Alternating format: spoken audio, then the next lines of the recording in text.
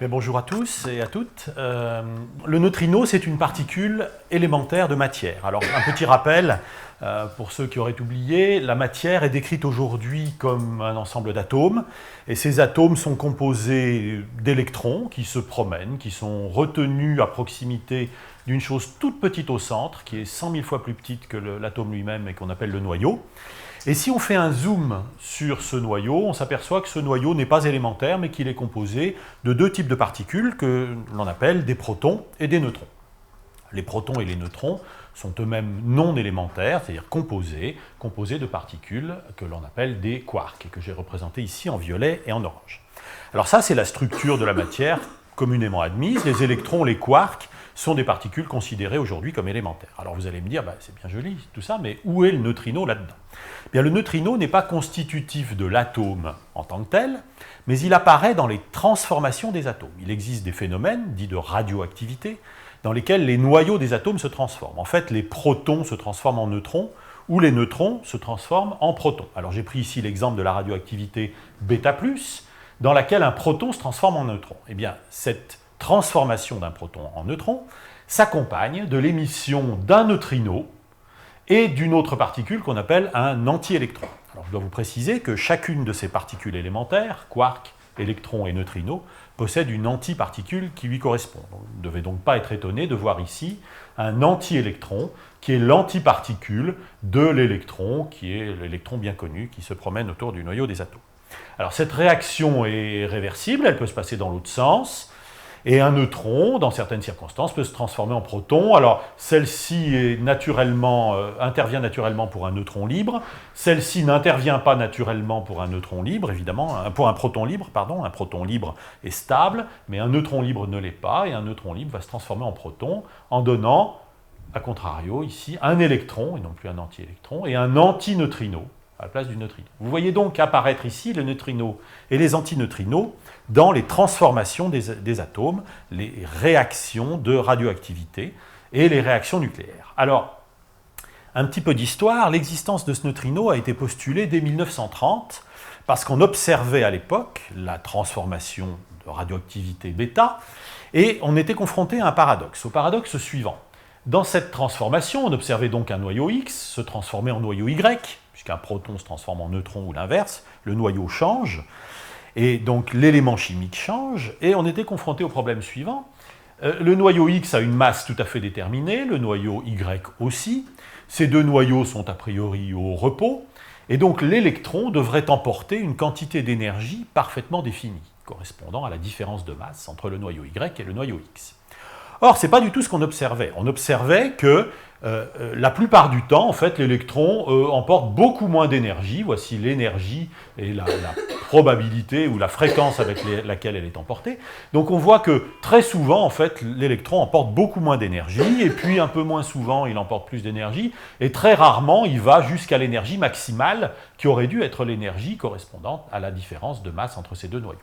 Et ça mettait donc au défi les physiciens de réconcilier ce principe avec cette observation avec un principe fort qui est le principe de conservation de l'énergie. La conservation de l'énergie est un principe qui ne découle pas, ce n'est pas une propriété de l'énergie, c'est en fait une propriété de l'espace-temps. Et on savait ça déjà à cette époque, depuis les travaux d'Emmy Noether, célèbre mathématicienne. Et donc, ça posait un problème. Et alors, certaines personnes mettaient en doute la conservation de l'énergie, et puis d'autres personnes s'accrochaient au principe de conservation d'énergie. Alors, Wolfgang Pauli a proposé donc de réconcilier cette observation avec le principe de conservation de l'énergie en disant, eh bien, il se pourrait qu'une petite particule neutre, indétectable, soit émise en même temps que l'électron, et à ce moment-là, si elle est neutre, si elle n'a pas de charge électrique, on ne la verra pas, et elle peut emporter une partie de l'énergie, et en quelque sorte l'énergie maximale disponible se partage entre cette particule et l'électron, ce qui fait que la plupart du temps, l'électron a moins d'énergie, parce qu'il en a peut-être la moitié, ou peut-être un tiers, etc. Et donc il a postulé l'existence d'une particule qu'il a appelée à l'époque neutron. Alors c'était une dénomination malheureuse, le vrai neutron a été découvert 3 ans plus tard, le neutron a une masse tout à fait comparable à celle du proton, et donc il a été découvert en 1933 par Chadwick. Et donc en 1933, il a fallu rebaptiser cette particule hypothétique, et on l'a donc appelé le neutrino, c'est Fermi je crois qui avait trouvé cette appellation, le petit neutre. Voilà. Donc, nous savons maintenant que la désintégration bêta du noyau, la transformation bêta du noyau, s'accompagne non seulement de l'émission d'un électron ou d'un anti-électron, mais aussi d'un antineutrino ou d'un neutrino. Voilà. Le problème, c'est que ces neutrinos sont encore mal connus parce que comme ils ont une charge électrique nulle, une masse très faible, ils n'interagissent que par une des interactions fondamentales de la nature, que nous appelons l'interaction faible, et donc ils interagissent très peu, donc ils sont très difficiles à détecter, et du coup, ils sont aujourd'hui encore mal connus, d'où l'intérêt de les étudier pour pouvoir peut-être un jour les utiliser. Alors je dois vous préciser une autre chose à propos de ces neutrinos, c'est que comme les quarks et les électrons, les neutrinos se présentent en 3 familles. Alors, j'ai oublié les quarks ici, mais c'est le même principe. Les électrons se présentent en 3 familles, l'électron, le muon et le tau. Le muon est plus lourd que l'électron, le tau est plus lourd que le muon, et chaque particule similaire à l'électron, ici, est associée à un neutrino, et nous avons donc 3 types de neutrinos. Et nous distinguons ces 3 types de neutrinos parce que le neutrino de type électron est toujours associé à l'électron. Alors c'est un antineutrino électron en même temps que la création d'un électron, ou alors c'est un neutrino en même temps que neutrino de type électron en même temps que la création d'un anti-électron, etc. Mais en tout cas, au niveau du type, le type électron ici est toujours associé au type électron ici, le type muon toujours au type muon, le type tau toujours au type tau. Donc il existe 3 sortes de neutrinos. À noter que le dernier, le neutrino de type tau, n'a été découvert directement qu'en l'an 2000. Ce sont donc des travaux qui sont assez récents.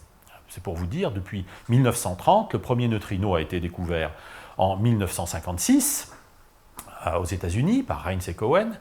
Et donc, ces neutrinos, en fait, sont indétectables ou quasiment indétectables, mais ils sont partout. Alors, comme nous l'avons vu, ils témoignent des réactions nucléaires ou des transformations de radioactivité. Ils vont donc permettre de voir des phénomènes radioactifs ou des réactions nucléaires. Sur Terre, pour vous citer un exemple, nous sommes inondés de neutrinos puisque le Soleil est une gigantesque machine à fusion thermonucléaire. Le Soleil produit tellement de neutrinos que nous sommes à chaque seconde traversés par 64 milliards de neutrinos par centimètre carré. Donc nous sommes sous une douche permanente de neutrinos qui nous vient du haut le jour et qui nous pénètre par les pieds la nuit, puisque le Soleil est de l'autre côté de la Terre et que les neutrinos ne sont quasiment pas arrêtés par la Terre. Songez que sur 100 milliards de neutrinos qui traversent la Terre, seulement un s'arrête. La totalité de l'épaisseur de la Terre. C'est vous dire s'ils interagissent faiblement, et heureusement d'ailleurs, car nous serions immédiatement grillés sur place par le flux de neutrinos s'ils devaient interagir plus fortement. Alors la subtilité dont je vais vous parler aujourd'hui, c'est que le neutrino que nous observons, donc l'électron, le neutrino de type électron, le neutrino de type muon ou le neutrino de type tau, ne sont pas des états purs, ils sont des états superposés. Comme vous l'a mentionné Thierry, en mécanique quantique, un état, une particule, un objet peut être dans plusieurs états à la fois, avec diverses proportions, et comme ce vidéoprojecteur, s'il était quantique, pourrait être avec une certaine proportion dans un état localisé ici, avec une certaine proportion dans un état localisé là, eh bien les neutrinos, en fait le neutrino de type électron, n'est pas un état pur, c'est un genre de mélange, un petit peu comme, et vous me pardonnerez la naïveté de ma métaphore ici, un petit peu comme si nous connaissions des animaux qui n'étaient pas des animaux purs, mais des animaux hybrides, des superpositions d'animaux. J'ai pris un exemple ici, des colibrants, et puis des éléphis. Voilà. Et donc nous aurions ces neutrinos qui sont en fait une superposition d'états purs qui, eux, se propagent librement et qui ont une masse déterminée, qui seraient les colibris et les éléphants. Mais je suis incapable d'observer des colibris et des éléphants, je n'observe que des colibrants et des éléphis. Mais seuls les éléphants et les colibris se déplacent librement, et comme ils ont des masses différentes et déterminées, ils se déplacent à des vitesses différentes. Et c'est là toute la subtilité. Donc en fait, quand je crée des neutrinos, je les crée dans l'état colibrant ou éléphi, puis si je les laisse se propager, eh bien ils vont se propager sans que je les voie nuitamment, sous la forme d'états de masse déterminés, et puis quand je vais chercher à les détecter un peu plus loin, je ne pourrai de toute façon détecter que des états superposés. Alors ce principe a été postulé dans les années 50, en fait, et la façon de vérifier qu'il est réalisé par la nature, c'est que ce principe ouvre la voie à un changement de type. J'ai pris cet exemple. Si vous partez d'un colibrant, eh bien, ce colibrant est donc à 70% colibri et à 30% éléphant.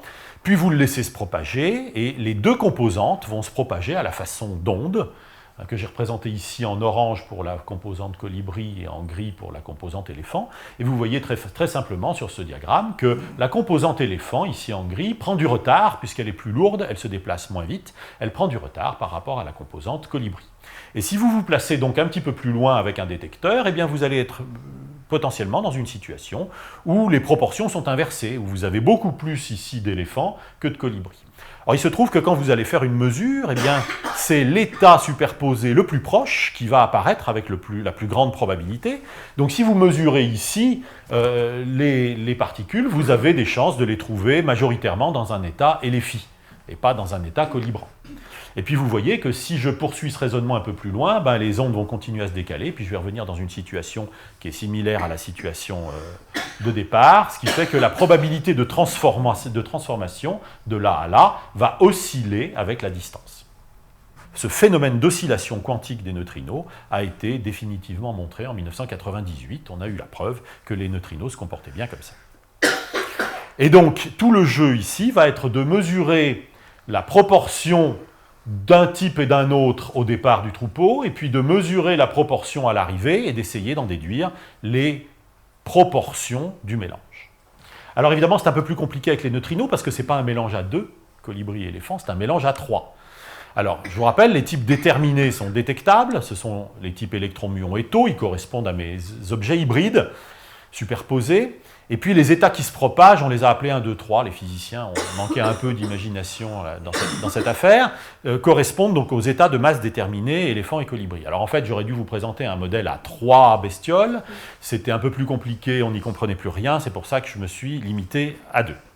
Et donc voilà, représenté de façon graphique, les différentes proportions des neutrinos 1, 2 et 3, en rouge, vert et bleu, dans les types déterminés, électrons, muons et taux. Vous voyez que les proportions sont mesurées. Alors, je n'ai pas mis les précisions de mesure sur ce diagramme. Certaines sont mesurées avec plus de précision que d'autres. Alors, comment est-ce qu'on peut mesurer ces proportions? Eh bien, je vais vous parler de l'expérience à laquelle je participe, et à laquelle participe le laboratoire Le Prince Ringuet. C'est une expérience qui se situe au Japon, qui s'appelle T2K, Tokai to Kamiokande. Et donc, le principe de cette expérience est assez simple. On fabrique un faisceau de neutrinos à l'aide d'un accélérateur de particules qui est localisé à J-Park, à quelques centaines de kilomètres, enfin un peu au nord de Tokyo, un peu plus de 100 km au nord de Tokyo. Puis, on vérifie que ce faisceau de neutrinos est majoritairement composé de neutrinos d'un seul type, détectable, en l'occurrence des types muons, que j'ai représentés ici par mes éléphies. Puis on laisse le faisceau se propager à travers la Terre, à travers 300 km de terrain, puisque les neutrinos traversent le terrain sans problème, c'est facile de les laisser se propager. Et puis, 300 km plus loin, on va remesurer la proportion, et on va trouver que certains neutrinos ont changé de type. Et ça a été la découverte, la première manifestation directe de la transformation de ces neutrinos. Les autres transformations depuis 1998 étaient vues de façon indirecte. On comptait le nombre d'un type au départ et le même type à l'arrivée, on voyait qu'il en manquait, mais on n'avait pas la preuve irréfutable que les types se changeaient l'un dans l'autre. Et donc c'est T2K qui a découvert la première manifestation directe de la transformation. En 4 ans de prise de données, 28 neutrinos de type électron qui sont apparus dans un faisceau qui était un pur faisceau de neutrinos de type muon, ou quasiment pur faisceau de type muon, où on attendait, à cause de différents bruits de fond, un peu plus de 4 neutrinos de type électron. Alors on en a observé 28, ce qui est significatif du point de vue statistique. Voilà. Ça a donc été cette découverte de l'apparition directe des neutrinos de type électron dans un faisceau de type muon. Alors je dois vous préciser que ce détecteur Super Kamiokande est une gigantesque cuve d'eau ultra pure de 50 000 tonnes. Vous voyez ici les collègues à l'intérieur du détecteur. Donc cette cuve, une fois qu'il n'y a plus personne dedans, on la remplit d'eau ultra pure. Et vous voyez tout autour des détecteurs de lumière qui vont détecter la lumière émise lors de l'interaction d'un neutrino dans ce volume. Le volume doit être grand parce que les interactions sont très peu probables, parce que les neutrinos interagissent très faiblement. Je dois vous préciser que ce détecteur fait 50 000 tonnes, mais qu'un détecteur 20 fois plus grand est en préparation, qui s'appelle Hyper Kamiokande, Et donc il est en projet, nous participons également à ce projet. Vous avez ici des cuves qui font chacune 2 fois le volume de ce détecteur-là, et vous avez 10 cuves comme ça. Ce tunnel est un tunnel routier, là vous voyez des véhicules qui se déplacent dans le tunnel. Donc ce projet est en route maintenant, la collaboration a été formée il y a quelques mois, et ce détecteur devrait être opérationnel à partir des années 2025. Alors il observera non seulement les neutrinos qui viennent de l'accélérateur de particules, mais aussi les neutrinos qui viennent de l'espace. On peut en discuter lors des questions. Nous participons également à une future expérience qui s'appelle Juno et qui est située dans le sud de la Chine. C'est une collaboration qui a vu le jour il y a 6 mois. Vous voyez ici une carte du sud de la Chine avec Hong Kong, Macao, Canton ici, et les 2 grandes centrales nucléaires de Yangjiang et de Taishan, qui vont être utilisés comme source de neutrinos, plus exactement d'antineutrinos, puisque les réacteurs nucléaires sont des sources de neutrinos ou d'antineutrinos, d'antineutrinos en l'occurrence.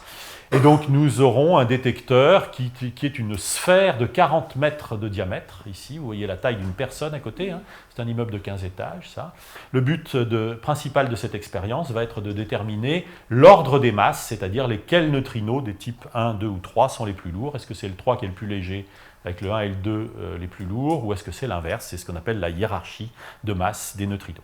Alors mon transparent de conclusion résume pourquoi étudier les neutrinos, mais il y a des aspects fondamentaux à l'étude des neutrinos. D'abord, on veut mesurer précisément les proportions du mélange, hein, dans chaque neutrino, et c'est donc un certain nombre de proportions à mesurer. On veut voir s'il n'y aurait pas des différences entre les neutrinos et les antineutrinos, parce que les proportions du mélange pourraient être différentes chez les neutrinos et les antineutrinos, ce qui pourrait en partie expliquer pourquoi l'univers est fait de matière plutôt que d'antimatière. C'est ce qu'on appelle la violation de CP dans le secteur des neutrinos. C'est quelque chose qui est à l'étude actuellement.